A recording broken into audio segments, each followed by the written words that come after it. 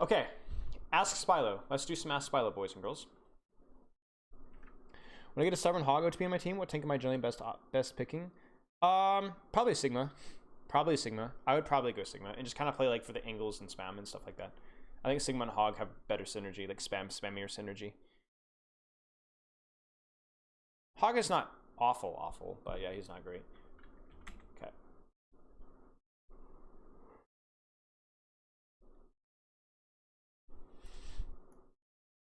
Okay. We already answered this one. Okay. How do you position as McCree? So we went over this in depth yesterday. So I recommend watching my VOD on yesterday on Busan, talking about how you position McCree. We literally talked about how you position McCree against, I think, every single composition, dive, spammier comps, and brawl. But like it depends on the situation, but you want to control angles, but like how long your sightline needs to be depends on the composition you're playing into. If you're playing into dive, you want a long sightline, but you want to be closer to your team, like not super isolated. If you're playing brawl mirror, you want longer sightlines, unless you're like looking for a flash play, but you need to be, but there's like a lot more flexibility with like how far of a flank you can take. Like depends on the brawl, but like you can go like really far away because a lot of time brawl doesn't have like the damage to like or the range to get to you. If you're playing versus spam, you do not want to play long sightlines because like Ashe, Widow, Zen, all those things are like gonna poke you out. So you want to play like shorter sightlines, like shorter angles, and try and get more like value out of your where your fall off isn't an issue and where you can get value out of your flash. But always near corner cover and angles. It just depends on how deep of a sightline you want with your angle. But like I said, look the VOD over yesterday, gives more in detail. What do you think the new meta tanks will be like? I mean, it's probably going to continue to be like it's really hard to say. Like with Echo nerfed, maybe we see things like more Sombra and stuff. Zarya might be okay again. I mean, we might see more Diva. I think we'll see more Diva at the higher ranks, but Diva is very hard to play, so it will be hard to see.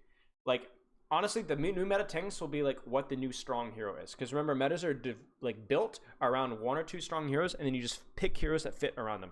And right now, none of the tanks outside of maybe Ball strike me as really strong. But even Ball could be kicked out of the meta if, you know, for example, Sombra becomes like super meta. Like Ball might get just forced out. So we'll see. We'll see. But to me, none of the tanks are really meta defining outside of maybe Ball. I would be looking more at the DPS still. Oh, my neck. What's the best strategies to avoid getting ult cycled by team wipe comps? You need to win the between fights, and you need to be able to, like, you need to make their team fight win conditions as difficult as possible. Like, you can very easily counter Grab Dragon, even if you don't have a support ultimate. Like, take angles, split off from your Rhine. Make it really hard for them to land a grab on anything, because you guys aren't like, oh, because a lot of times, like, Grab Dragon is a 5-man. Like, Grab Dragon should never be hitting more than 2 or 3 people. Never, ever, for any reason, if you're playing properly. If it is, you're mispositioned. Like, that's a good way of looking at it. And by mispositioning, you're not only letting them combo easier, you're letting them win fights that aren't even combo easier because you're mispositioned. Same thing with EMP. Like, you notice at the pro level, EMP never hits more than like 3 people. And even then, sometimes it hits 1 person or 2 people, you know, and these are pro Sombras. You know, it's like you need to be positioning on angles and don't clump. Avoid clumping. A lot of the team white ultimates like Nanoblade, Grab Dragon, EMP benefit from clumping and mispositioning because you give them the opportunity to hit multiple people with the ultimates. If you guys have any other questions, put them in. Ask Spilo now. I'm not going to be answering stuff in chat right now. When would you take the Tracer duel in a Sigma Ball mirror? If your backline is less diveable than their backline, you would take the duel. If they're going into a very diveable location, you would dive. You would ignore the marking.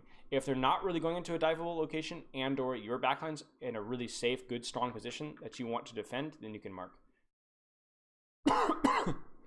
Yes, it's viable to mark the Tracer if you're very confident that your Zen can pop off. It's also very viable, like I said, if like you're trying to create space or defend space. It just depends on like, hey, can we dive backline? Very easily, or is it better to defend our position? Do you remember like when we went over this in a lot of detail?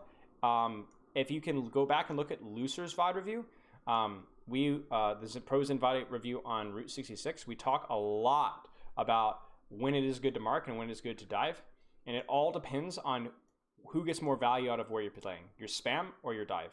Is the enemy team rotating out in the open? Okay, then you want to dive. Are they rotating behind a corner, but you have good angles on it, or through a choke, but you have good angles on it? You don't want to dive in it through a choke, but your spam gets more value. So I know this is not a very easy answer for you, but I would suggest checking out the VOD, and it will simplify things for you.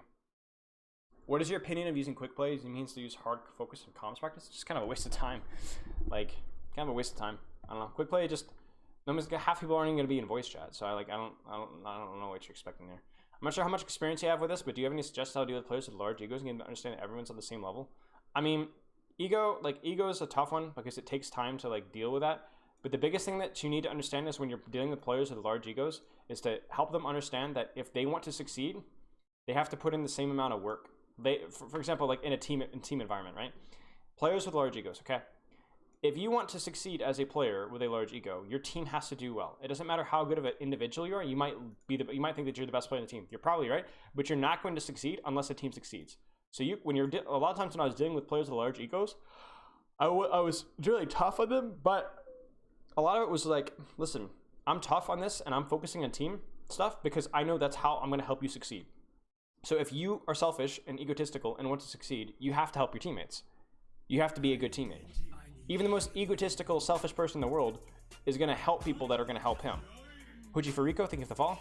And when you're dealing with a player with a large ego, you need to help them understand, like, okay, listen, for you to succeed, you need to be helping, your coach, your staff, your management. You need to be good, fun to train with. If you continue to have a large ego, you are going to go nowhere because no one's going to want to work with you. Right. Use your ego as a tool for the drive. Exactly. Because it's not even like a psychological trick. It's just facts. It's just facts. Like if you can have a huge ego, but if you're going to be a douchebag about it, you're not going to go anywhere because and your ego is going to shoot you in the foot. Use your ego to drive yourself. I remember a while ago you said that after you spent a lot of time coaching esports, you realized how many mistakes you made as a coach before esports. Do you think it was because you were just inexperienced or something? It wasn't because I was just inexperienced. I was a pretty darn good coach before esports. Like I'll pat myself on the back a little bit. Like I worked really hard. I was a good communicator. Especially I was really good with kids. But I think it was more along the lines of like training structure, I think, because it wasn't necessarily my esports experience that taught me a lot. It did. It was me, because I was in a more competitive environment, and because while I was training in esports, I was spending a lot of time studying, coaching, I learned a lot. So just being in esports isn't going to teach you a ton about coaching. It'll teach you a little bit. But you have to actually like really apply yourself and study and like think about it. You know what I'm saying? Like I could have, if I had put that same level of effort and been coaching sports as well, it would have been the same result. But it wasn't specifically to do with esports that helped me. Like esports, if anything, was more annoying than sports because of the other goofy like health related stuff, and yeah, it was inconvenient.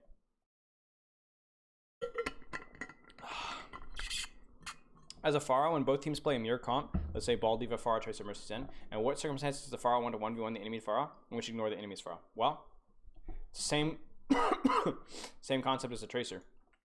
When the enemy team is pushing through a choke, like a choke that you can beat the crap out of, then you're going to ignore a Pharah. You're going to punish the backline. But if the enemy team is kind of going to a space that it's harder for you to punish, but you still have map control, then you 1v1 the Pharah. Whereas the opposite is true. Whereas if, let's say, you're retaking and they're defending and your team has to go through a choke, you want that Pharah not shooting the choke. You want that Pharah shooting you. So you start mirroring the Pharah. You shoot the Pharah, you force her to look at you. If she looks at you, that allows your team to walk through a choke. Whereas if you're retaking space and there is really no threat to your backline, like let's say you're going, the difference between like a Hanamura point A, you need to mirror the Pharah on attack to get through that choke. But let's say it's like you're retaking Legion Tower, Night Market, guard, like the guards, anywhere there's little like gardens, for example, like there's a little bit more open space. You don't have to mirror Pharah there, right? Because there's a little bit more space. Maybe you mirror Pharah to force her not to boop your team off the map. But anytime where they're Pharah or you as a Pharah, you're retaking and their Pharah can smash your choke, you mirror her so she doesn't smash your choke. If there's nothing that she can do, then you just shoot whatever. If you're defending or you're holding space and they're walking through a choke, don't mirror the Pharah, shoot the choke. But if there's no real choke to smash, then you can mirror Pharah and defend your good position. Does that make sense? It's about trying to like, Is there a choke that you is it like is it are you gonna get more value out of spamming their backline, or are you gonna get more value out of holding your backline's positioning? With the new experimental patch, there's rumors of Rush coming back. Do you think it'll be overpower Brig spam comps? I mean, it's more likely, yeah, because Brig spam comps are basically, hey, we're spam, but hey, we know spam loses to dive, so we're gonna run Brig, and heroes like Tracer. That's also not only our dive like enabled, but like disable dive, right? So like if teams ran on a Zen or dive or on a Mercy dive, they would struggle, but because they were running people got really good at marking and stuff, and you could always just swap to Brig.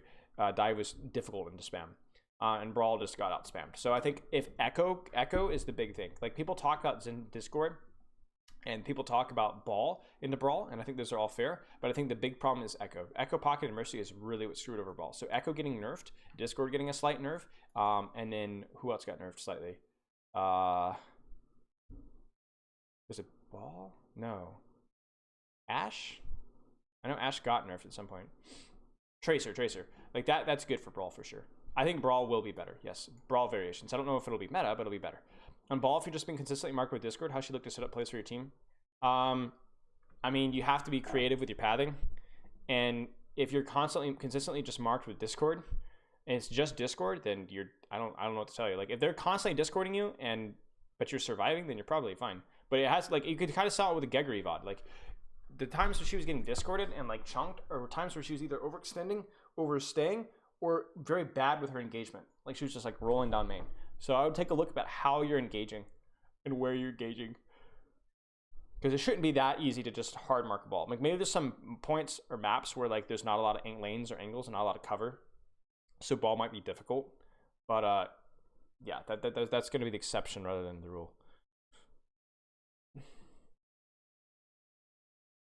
I mean, when you're dealing with ego, if someone is consistently egotistical and refuses to change, and you've given them a lot of opportunities and talked with them and motivated them, yeah, you kick them.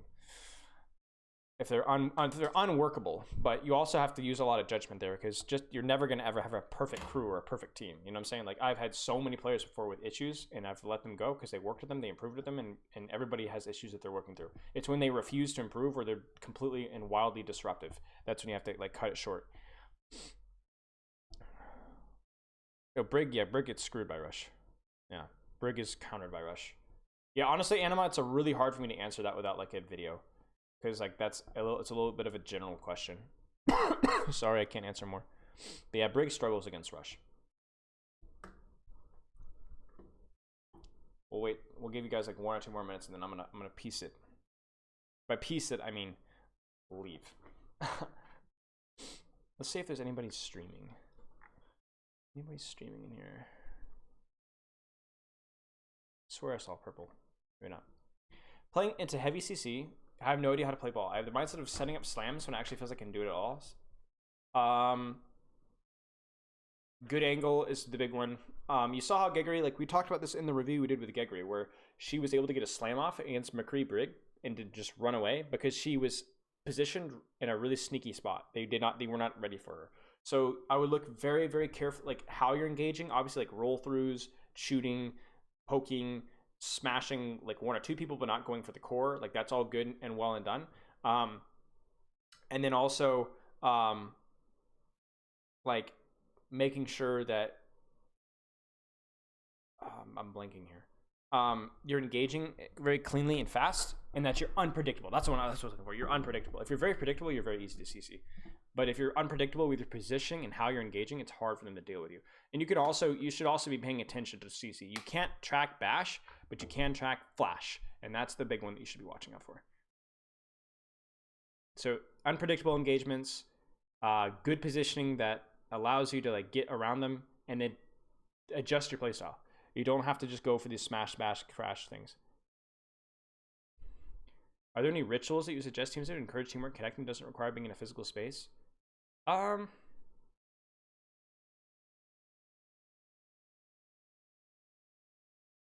mean, you could do one, not exactly like one training exercise you can do sometimes in scrims is have different players shot call for a map. Like this player is going to be calling plans out here, like, or have like 2 players shot call. Like have different players practice calling different plans and just focus on just having fun. Even if the plan is really stupid, just everybody has a good time and we don't really worry about it. But the players need to know ahead of time that that's the goal. Outside of that, not particularly. I think it's really important that staff has a really, really open line of communication with players. Like I regularly was just sit and voice and just talk with my players as much as I could. Not just like screwing around, but like, hey, how's it going? Like, how are you doing? Are you enjoying training? Like, what can I do? And then players should be try and encourage that with your players. Like I always try to encourage my players to play ranked together if possible. But you do want a bond there whenever possible. And you can encourage that in a lot of different ways. But I unfortunately, that's like such a big question that I'm not gonna be able to answer it without going crazy into detail. How do I do my hair? I don't know. It's just really thick. I just like kind of like, and I don't know. I don't use anything in it. Yeah, sorry I can't answer more in detail. If you have any other questions like that, I did a coaching AMA, and they have literally Anima like literally went through and like every single question is like timestamped, and Baggins did it as well with the actual VOD, and a lot of these questions are similar questions to what you're asking are answered in that VOD. It's a long AMA, but it should help. His hair is GM, yeah. Yeah, Monkey Zarya does hit. Monkey Zarya does is an issue for Brig because it's like she doesn't really get an opportunity to CC the monkey until it's too late. Like with the Monkey Zarya, a lot of the time it's actually better for your Brig to bash away than it is to bash the monkey. She cannot get hit by the monkey.